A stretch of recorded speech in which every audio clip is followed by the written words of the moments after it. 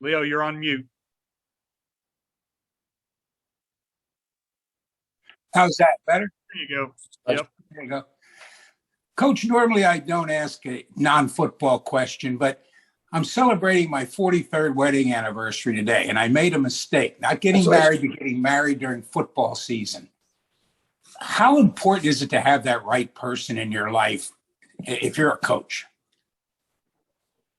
I mean, threw me off guard with that. He threw me a little curveball there, but I mean, not just as a coach, but as any man. I mean, to have, the relationship with your wife and your family that is appropriate is the best feeling in the world. And I'm blessed to have an amazing wife that I've been married to for 28 years.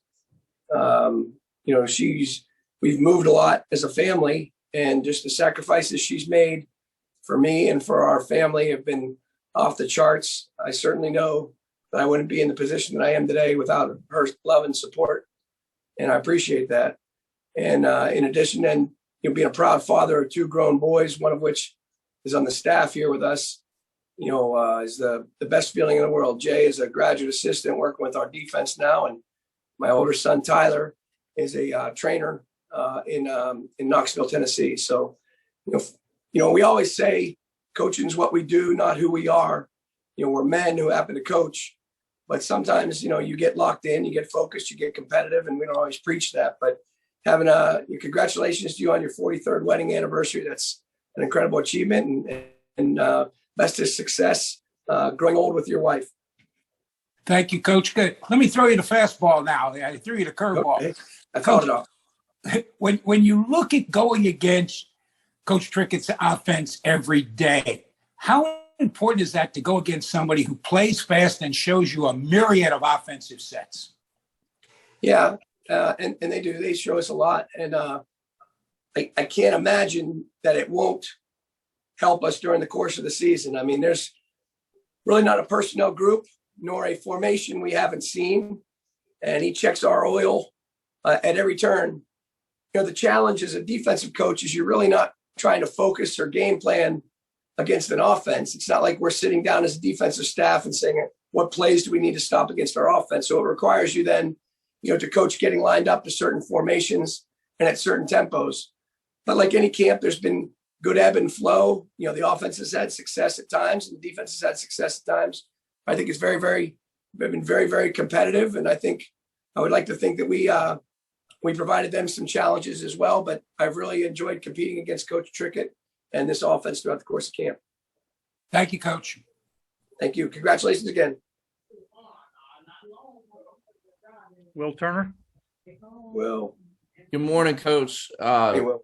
Coach Trickett Coach Scott rather talked about the offense, doing maybe a little bit better than the defense this last half scrimmage the other day. Just, what'd you draw from what y'all did in that scrimmage? I believe it was on Tuesday. Well, I think Coach Scott summed it up. I mean, last Saturday we scrimmaged, and I thought the defense probably got the better of the offense that day. We had 4 takeaways, including a pick 6, and executed at a pretty high level. Sometimes we're dealing with 18 to 22-year-old kids. I think they're feeling pretty good about themselves. Sunday was a day off. We had a lighter practice on Monday and then had a half scrimmage on Tuesday. And the guys maybe came out and took for granted that just because we came out and practiced on Saturday like that, we could just walk on the field and do it. It started bad and continually, got worse for the defense. It was good to see the offense execute crisp and fast like that, but we were really, not very good. I mean, we had 2 drives that started at the 30. The first one, they scored a touchdown. The second one, we held them to a field goal. Then we did get 2 3-and-outs. And then the rest of the drive, the rest of the scrimmage was set up in the red zone, so they had the ball at the 25-yard line. So, more often than not, the offense is going to get points. We got a couple stops, but where we didn't execute well was in the coach set up a 2-minute drill at the end. And we fell shy of our expectations in that drill for sure. And then just to follow up, you guys have this last scrimmage on Saturday to end fall camp. Just, what do you want to see different? Obviously, it sounds like pretty much everything. Well, not different. We've executed well throughout the course of camp. The way you phrase the question sounds like we haven't done very well, but I think we're a much better team than we were 2 weeks ago. We have a lot of defense in. Again, it's not as if we're game planning against the offense. So Coach Morris talked to the team this morning, and he said he had a quote. You got to find out about yourself before you get found out. And so there's a lot of times we're putting our players in tough situations to see how they're going to respond.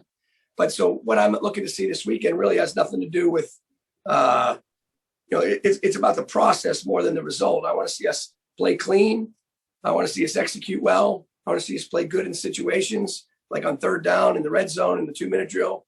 And then there's a lot of individual position battles that are still going on, that are going to be determined in the next, 48 to 72 hours, whether it's starters or whether it's, guys who are second unit players and what their role and what their responsibility is going to be heading into the opening game against BYU.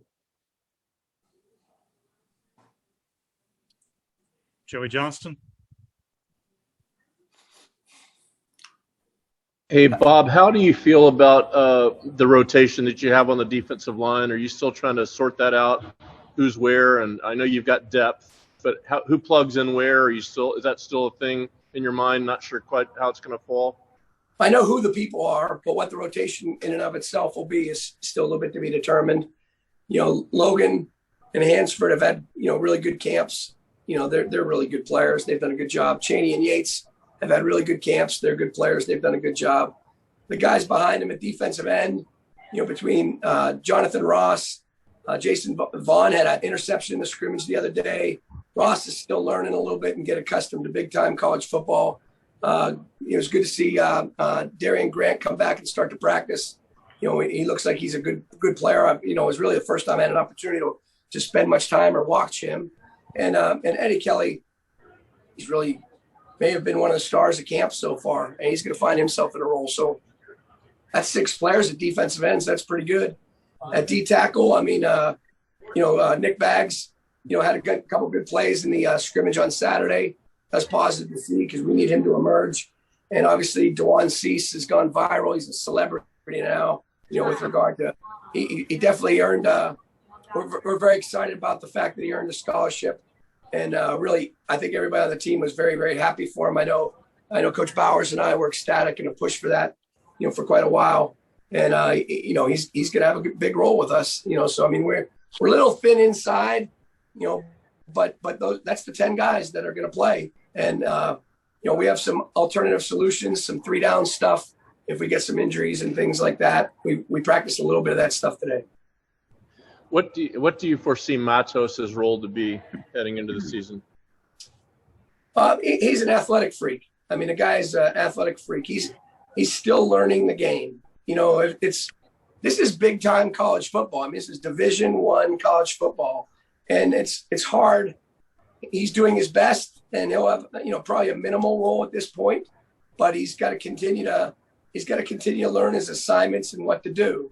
He has the physical skills to get off on a block, on the ball, beat a block, and do things occasionally. But there are other times, he looks as inexperienced as he actually is. So I wouldn't expect a significant amount from him, maybe early in the season, but it's a long season. He's got to continue to develop. Daquan and the staff, we need to continue to teach him the fundamentals and techniques required to be a big-time college football player. And I anticipate that he'll have I anticipate they'll have a good, solid, productive career. It just may not be week 1 of the season. Thank you. Tough game for the Rays last night, by the way. Extremely tough. Goodness. But they won the series, though, so that's good. That's right. Yep. Thanks, Bob. Any other questions for Coach Shoop this morning? Okay, we'll let him go. Thank you, Coach. Appreciate you joining us. Thank you. Thanks, Coach.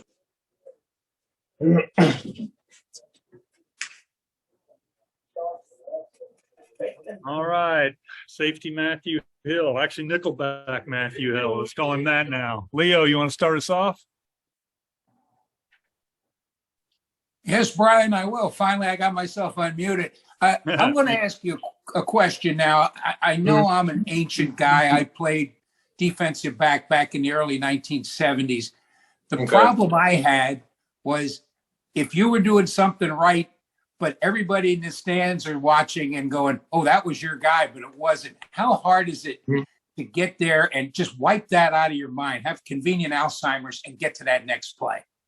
I would say it's kind of pretty hard, but at the same time, you also got to go out there with the mindset of every play is not going to be perfect. You're going to win some reps, you're going to lose some reps. And me being in college for my 5th year now, 4th year, I've been through a lot of adversity at my previous college. And so I feel like mentally, I'm strong enough now to where even if I get beat on the play, it's the next play. Like next play, I'm gonna come after you even harder than I did that play. And really me losing my reps, it just puts me in a mindset to where like I gotta get better. And like each day I even go out there 1%. I think of the mindset of you gotta get 1% better each day. But it could be challenging on some situations depending on like the game and what quarter it is and what really happened. But come the end of the day, as long as you know you have to give me your hardest, you just got to put it past you. Just put in that rearview mirror that's so small in the car. Just don't really look back. Another quick follow-up to that.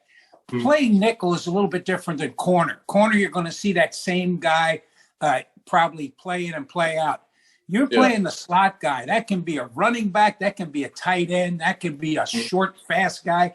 How hard is it to adjust to that? Well, you got to play. Me personally, I play kind of each position differently. Like if it's a slot receiver, fast receiver, I'm already having my mindset of this player is about to try to beat me deep or try to shake me, go left and right. But when it comes to like the tight ends and running backs, I kind of already feel like what they're going to be running. They're not really going to be running as deep down the field. Those positions are more, I feel like, decoys, depending on the team. But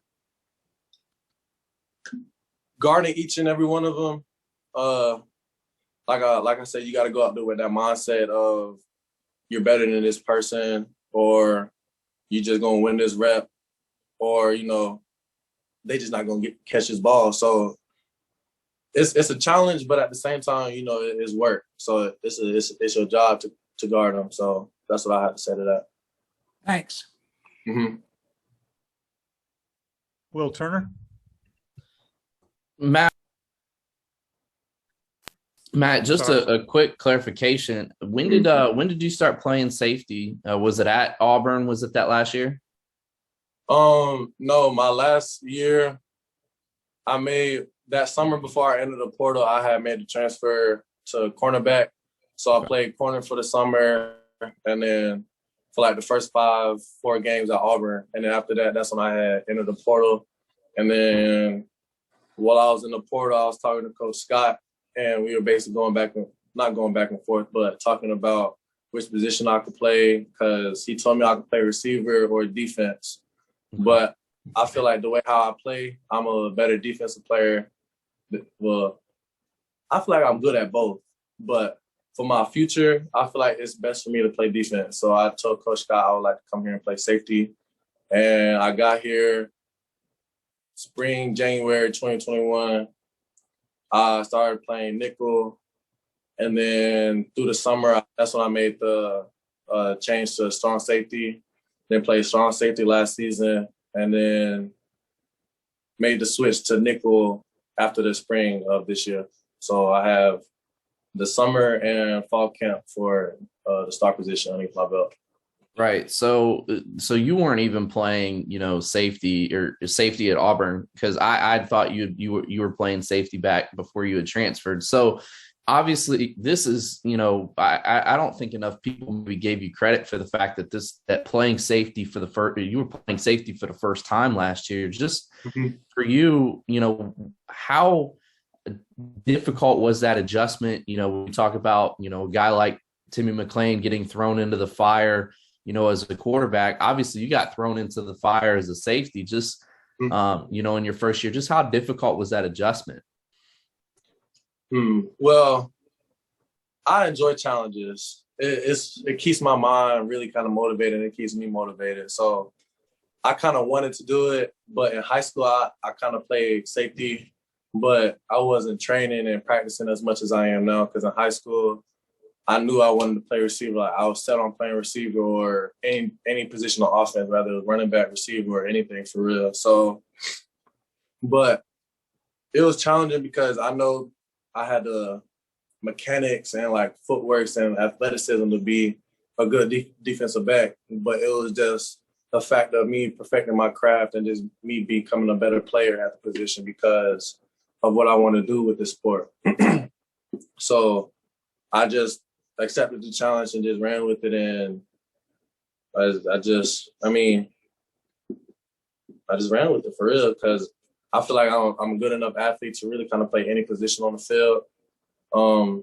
But I enjoyed the challenge. It was challenging, but like, of course, that's what you got your teammates for. They're always going to be there to have your back, teach you, especially the guys that was here before I got here, like Makai, Smoke, Curry, them boys. They want the best out of each and every player that's on the field. So they'll coach you up, tell you what you did wrong, tell you what you did right, if it was good rep, bad rep. You know, that's what the leadership on this team does, is just always critiquing your work, trying to get you better. So it was a challenge mentally, but I accepted it because that's what I wanted to do. Thanks, Matt. Appreciate it. You're welcome.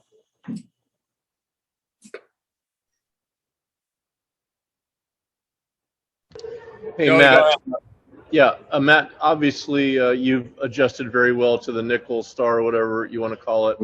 Why do you think this position was kind of made for you? I know you feel like you're in a good place right now. Why is it a great position for you, and why does it speak to your skills? I think it's for me because I know I'm a very physical player, whether it's a pulling guard trying to block me, a running back, a tackle. I know they're going to feel me, whether it's with my shoulder or anything. But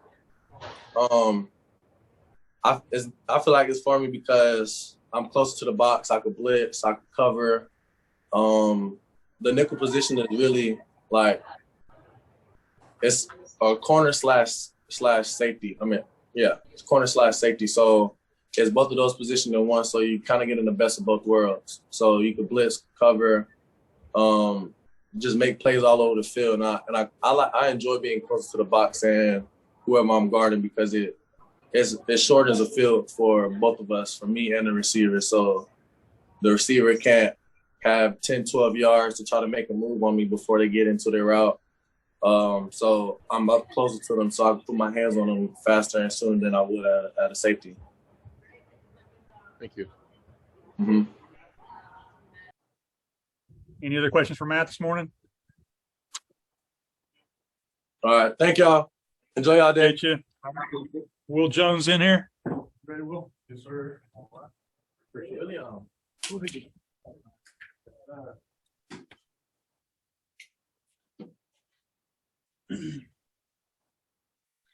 All right. We'll take question for safety. Will Jones. Leo, go ahead and start us off. Well, when you play safety, I guess the first rule of thumb is nobody gets behind you. How hard is that? You have to see the entire field. And if you look the wrong way, someone can sneak behind you. How hard was it getting used to basically backpedaling and then trying to find where that receiver is?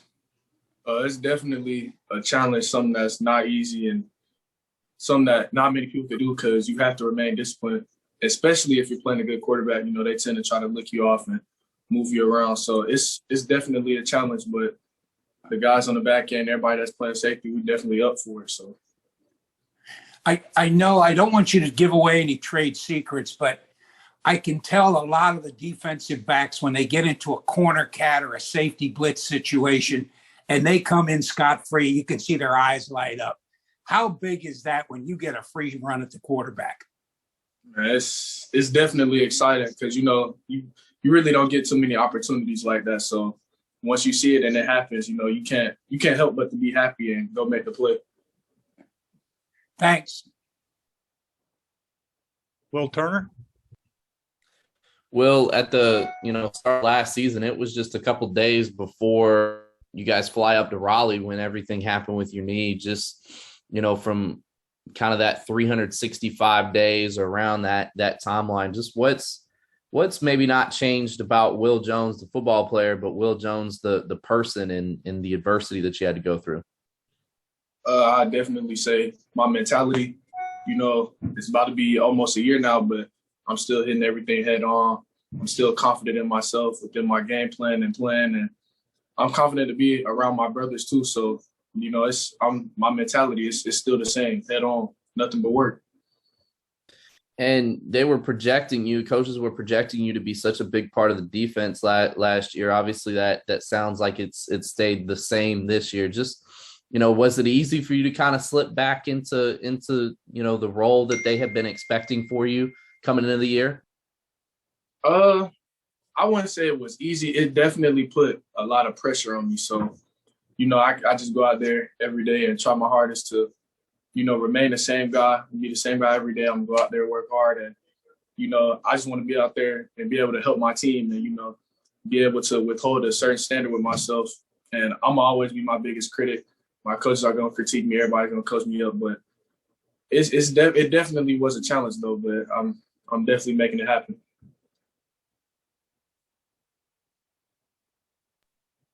Joey? Hey, Will, are you the fastest guy on this USF team? And if not, who's faster? I'm the fastest. And who's second? I say Jimmy Horn. Okay. So how did the injury affect your speed, and are you all the way back?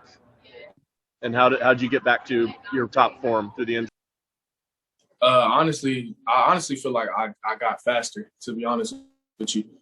Going through the whole recovery process, it took a lot of time, but throughout that time, I was always working on running mechanics, speed work, changing direction, and things like that.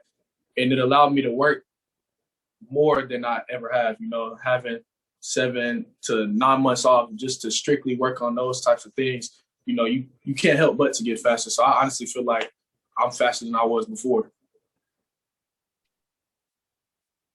Hey, Brian, I got a question. Go ahead, Scott. Okay. Hey, can you tell me your impressions of Coach Shoop and how he's worked out and, all that sort of thing? Definitely, he gonna keep it real, and definitely in your face style type of defensive coordinator. Being the DB and getting coached by a man like Coach Shoop is like a dream. We run all these different types of plays that you've never seen before, and when he's drawing up X's and O's in front of you, you can't help but to be excited as a DB and just see the plan and the vision of plays that you're going to be running and things like that. So we definitely love Coach Shoop. Glad to have him here. I'm glad he's my coach. Couldn't ask for anything better.